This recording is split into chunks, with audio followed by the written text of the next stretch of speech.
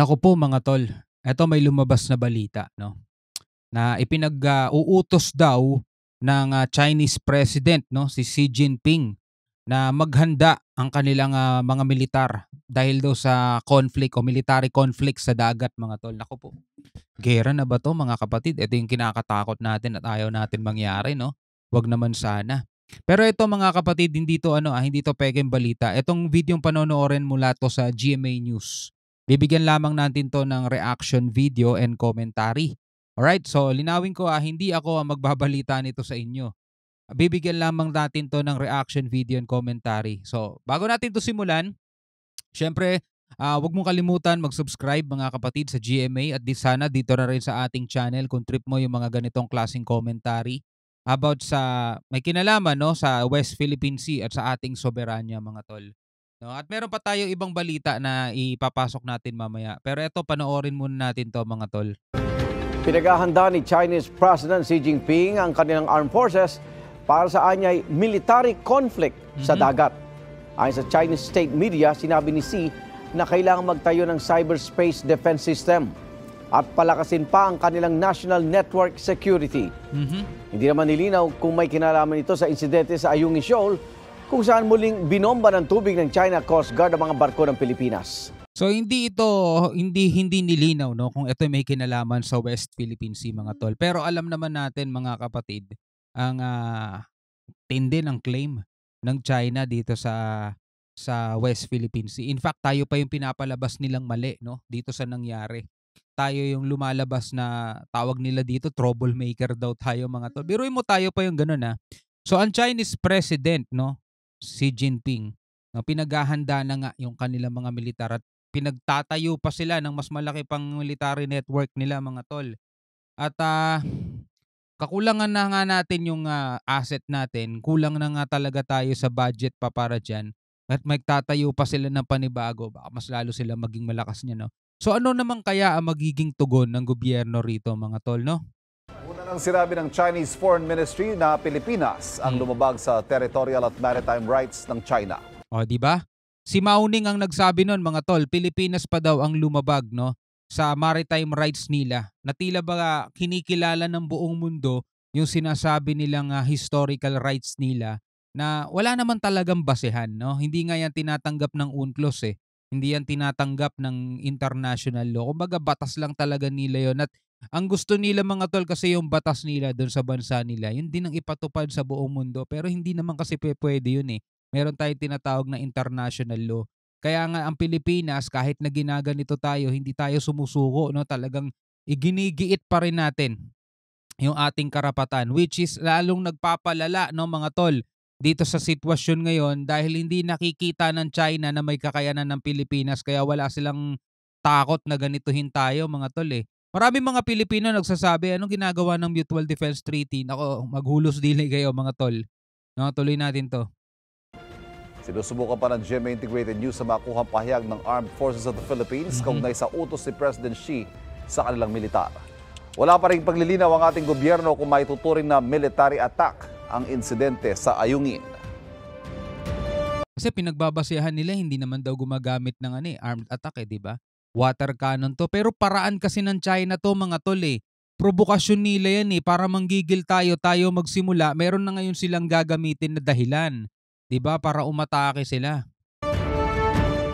Kapuso, para Alright mga kapatid, no? So dahil nga dito, meron tayo isang balita, no? Kasi ang iginigiit ng China, mga tol, tayo daw ay hindi tumutupad sa pangako nga binitawan daw natin sa kanila. Ito, tulad nitong balitang to mga tol sa UNTV News.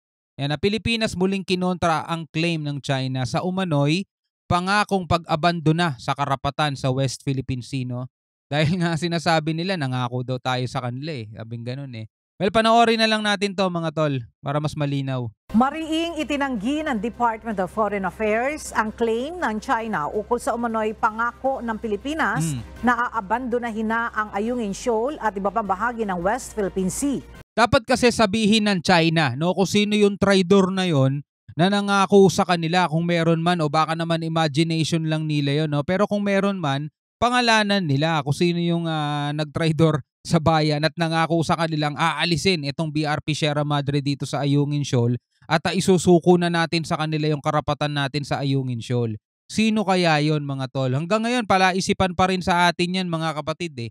May mga lumabas pang ang balita last year, di ba? Sabi si Erap daw ang nangako nun. Pero pinabulaanan na yan. In fact, si Erap pa mismo ang nag-utos na isadsad itong BRP Sierra Madre dito sa Ayungin Shoal mga tol. Tapos si Erap pa mag-uutos na tanggalin yan. Wala nang karapatan si Erap, wala na siyang kapangyarihan eh. Diba? Sinong gobyerno kaya ang nagsabi nun? Paglilinaw ng DFA, walang anumang kasunduan ang Pilipinas at China na pag-abandona sa teritoryong pagmamay-ari ng ating bansa. Noong Martes, ipinagtanggol ng Chinese Embassy ang ginawang pambobomba ng water cannon ng Chinese Coast Guard sa isa sa mga barko ng Pilipinas na kasama sa resupply mission kung saan 4 na miyembro ng Philippine Navy ang nasugatan. Grabe Muling iginiit ng mga ito na Ibo, may nasaktan na mga tol. Mas matindi to kaysa sa mga nagdaang panahon mga kapatid, may nasaktan na eh.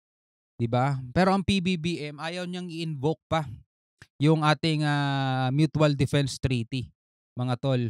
Kasi kung tutuusin mga tol, wala namang problema eh, di ba? Pag sinabi niya, Mutual Defense Treaty, ay nare-rest back na Amerika dyan, mga tol.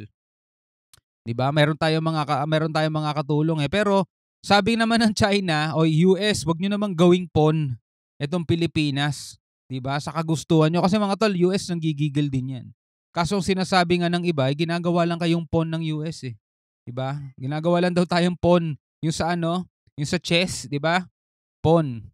So tayo yung inaano nila, yung pinapa-atake muna nila. Pero kung titignan mo mga tol, malayo eh. Bakit?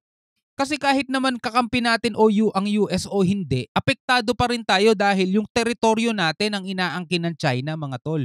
Walang kinalaman ng US doon. Kung iisipin nyo Wag niyong pakinggan yung mga sinasabi na pro-China kasi galit sa US yung mga yun eh. 'Di ba? Ginagawa lang daw tayong pawn ng US. O sige, alisin natin ng US, mga tol. Isipin natin wala tayong Mutual Defense Treaty sa kanila. O 'di ba nandiyan pa rin naman ng China, mga tol? Baka nga mas matindi pa puwersa nila diyan eh. Hindi na sila nagpipigil eh kasi wala naman tayong kapanalig eh. 'Di ba? Kasi teritoryo natin yung inaagaw nila, hindi naman teritoryo ng US diyan eh. So bakit tayo uutusan ng US o ipagtanggol niyo yung yung bansa niyo? 'Di ba? Automatic naman 'yan mga kapatid, gagawin at gagawin talaga ng Pilipinas 'yan. Mula pa nung unang panahon, nung unang tumungtong dito si Magellan, mga tol. 'Di ba? Yung mga tao na nandirito handa nang ipagtanggol yung bayan natin, 'di ba? So yung ginagawa ng mga Chinese, mga tol, pang-aano lang din 'yan sa Pilipinas. sakop nila ang Spratlys at inakusahan ang Pilipinas na sumisira umano sa commitment sa China.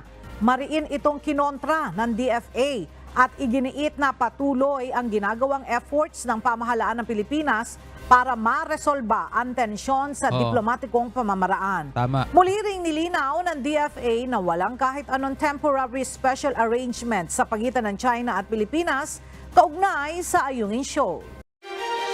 Sinasahi ko lang mga tol ng China. Yung mga ilang Pilipino na uuto-uto, mga tol. Dagdagan pa nila ng mga influencer nilang Pilipino rin na hindi tapat sa bayan, mga tol. 'Di ba? Kahit sabihin nila yung batas ng Pilipinas kasi ganyan-ganyan, 'di ba? Nawala yung natin, nawala yung international water natin, naging archipelagic water. Hindi yun ang usapan eh. Ang usapan dito, yung patuloy na claim ng China at yung pagpapaalis nila sa atin dito. 'Di ba? Yun ang problema. Huwag niyo nang baguhin yung kwento.